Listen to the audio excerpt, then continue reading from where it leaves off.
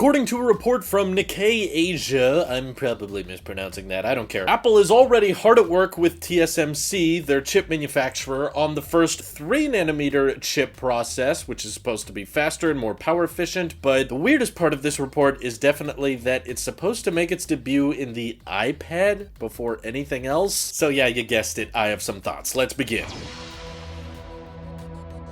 As soon as I read this report, I instantly started thinking a lot about how the future of M1 successors is going to feel like, because with iPhones, we pretty much have gotten comfortable with every September, or, you know, the occasional October, a new iPhone with a new chip being launched with it. We got our A10, A11, A12, A13, A14. There's a bit of a pattern here I'm picking up on, so it doesn't take that much of a genius to assume we'll probably see the A15 chip in a couple months in the next iPhone, and it'll be slightly better performance with maybe some power efficiencies here and there. But with the M1, Apple launched it last year in November and instantly put it into 3 products at the same time. Put it into the MacBook Air, the Mac Mini, and the base model MacBook Pro. The question I'm asking myself now is, does that mean that every November there's going to be another entry-level Mac chip that's meant for fanless designs like the MacBook Air and maybe the base model Mac Mini, maybe even the base model MacBook Pro? Maybe that's when we're supposed to expect the M2 chip, but based on most recent reports saying we should expect a different type of chip that's emphasizing more performance and less power efficiency, probably going to be called the M1X. With that launching in October, would the M2 launch in November? Or perhaps with Mac chips, does Apple not really see a point in refreshing every 12 months? Kind of similar to the iPad Pro, that's like the most advanced high-end Apple silicon we've had for a long time until recently, but that's always come out every 12 to 18 months. In fact, it's hardly ever